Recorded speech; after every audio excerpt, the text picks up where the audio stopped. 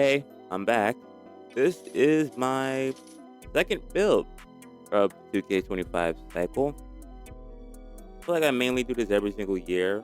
I end up making a second build, primarily some type of power forward or big. I'm playing on guard the first 2 to 3 weeks of the game because you realize that a lot of people don't understand off-ball moves and they just want to stand in corners and they don't know when to cut, when to actually move. So I end up making a big to kind of try to give people the off-ball player that I don't have. No, for whatever reason, I have no idea why, but that's another topic for another day. But I made a power forward, and I just want to show you guys what the build is. Get your opinions on it as well. It's not going to change anything because obviously the build is already made. But what do you think of the build? Think the build's nice or whatever? And yeah, first and last name doesn't really matter. Right hand. I went right hand. I usually go left because I'm left-handed in real life, but I've been going right 2K because I feel like the shooting animations always go better. Like the shooting animations look more natural on the right hand players in 2K because everything's going to the right anyway, naturally. Jersey number doesn't matter as well. So I made a power forward, 7 feet on the height, 7 foot on the height, 234 pounds, and a 7 foot wingspan.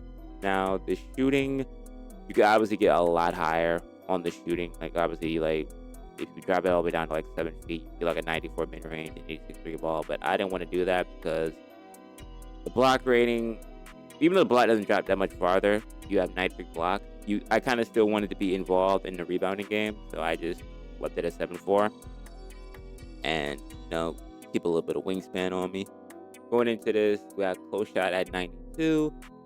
For goal paint prodigy, Hall of Fame flow game, and goal hook specialist. I'm probably not gonna really be doing like a lot of post ups like that, to be honest. It's not really my game at all. But I wanted the close shot so that I wouldn't be a liability around the rim. And this year, I'm not gonna lie, close shots are very, very valuable, at least at this stage in the year. Actually, it might be long term valuable because no one's really putting high interior because they want everything else. So this should be viable for a pretty long time unless they like patch it or something. I don't really know. And the float game, I want to try this out because Hall of Fame float game, realistically, you can kind of do like a little pull down floater like across the key. Having that on Hall of Fame is probably gonna make that a lot easier to do. So should be cool to try that out.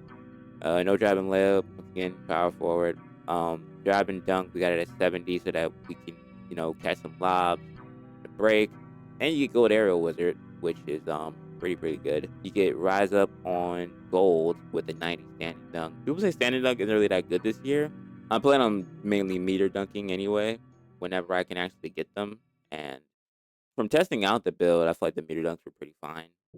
Should be interesting to see how that goes in my experience with it. Because I feel like a lot of people say that things don't work when they really either don't try it or they try it in the wrong settings.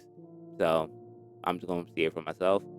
Post control, I put it up to an 86. I wanted to get gold unpluckable, but it was just not able to happen with the way that I wanted the stat spread to be. But we did end up with gold post phase phenom, which is the main thing that I really wanted because that's kind of really what I wanted to have a part of my game anyway. But we get silver post powerhouse, silver post up poet as well. Not really far off from any of these things either. So like I'm one off in strength for gold post powerhouse, and I'm one off in post control for post up poet.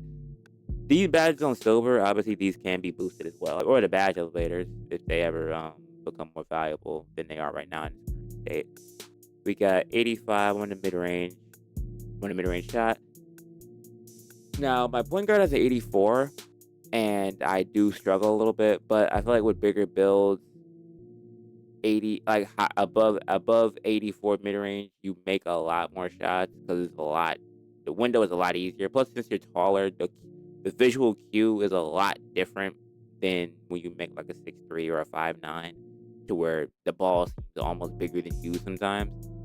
With a big, I can see the cue. I can see the visual cue really, really well for even an 83 ball. Like when I was testing it out, the visual cue is a lot easier to read. So the stats aren't really as like 83 ball. Like no, I'm actually content with that. Plus, I feel like high risk reward works in favor for low 3-point builds because even if you don't have a high like three ball, window's already going to be bigger. So the window's going to be bigger for those lower 3-point builds. So we got a 90 free throw just for rec mainly because I plan on using rec a lot. 73 pass accuracy, pretty decent to be honest. 73 gets you silver dimer, which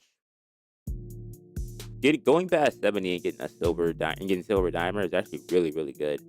Um, for that to be the threshold, so that I don't have to really go OD on passing. I usually go with high passing for my bigs. 'Cause I think last year I had a big that had like 92 pass accuracy, but sometimes I feel like pass accuracy is broken in this game anyway. Like you throw better passes with 73 for some reason, but I don't know. Nothing on the ball handle or the scoop ball. Interior is at 85. I wanted it to be 88, but once again, didn't get the spread that way. But we do get silver paint patroller, which is higher than most bigs at this point in the game. At least if you're unless you're an inside or pure defensive big, you're probably not gonna have over 85. You're probably gonna go with 70, 70, not 70, 70, 77 maybe. We get that on silver. We get post lockdown on silver. These two are gonna be ones that I look to invest in as far as getting them higher up and off ball tests on gold. So 42 perimeter and 40 steal. To be honest, I don't really worry about perimeter on bigs that much.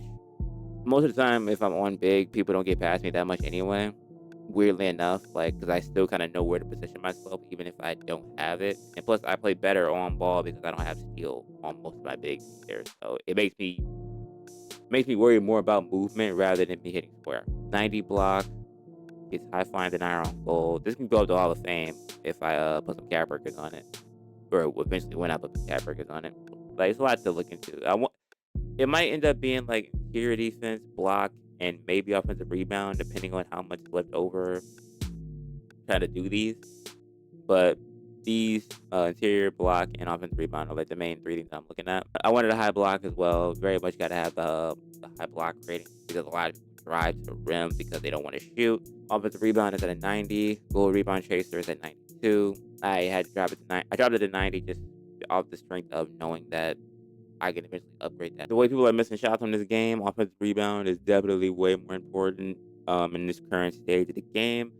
So I went with 90 just to make sure that I can confirm boards. It's always easier to get defensive rebounds anyway because the ball goes everywhere off rip most of the time. Like they can shoot from the right side and the ball will end up on the left.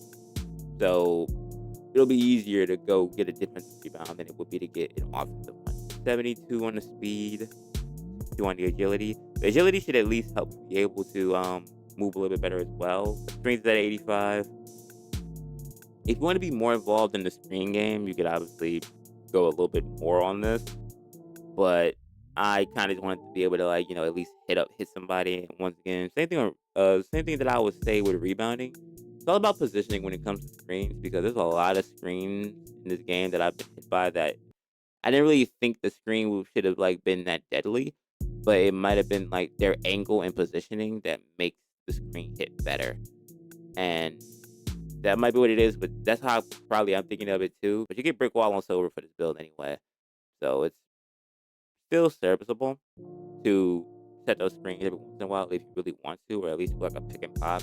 And then lastly, we got 85 vertical, which just makes this build really, really athletic for a 7-foot player. Like the rise up on gold, they'll probably jump. I feel like they'll jump a little bit better. Of course, with pogo stick as well, they'll jump a lot better. We get shades up, Derek Coleman, Bobby Portis Jr., and Karl Anthony Towns. And the name of this build was very unique, a two-way, 3-level interior force. I really, really like the build name. Because I made this build at first on accident, messing around. And the more I really started to map it out, the more I realized this build is really, really, really solid. It's very rare that I find two builds that I feel like long term I could run in the first beginning of a 2K cycle. And I think this year I have. Like my point guard, once I get certain things fixed on him, like cap breaker wise, he'll be solid. I love shooting on that guard. Like I shoot like sub 59% on that build, so he needs to be faster. And then this build right here is gonna be pretty solid defensively, offensively, can dunk, can shoot. That's it for this video. That's the build. Leave a like or comment on what you think of the build. Subscribe if you're new. And I will see you guys on the next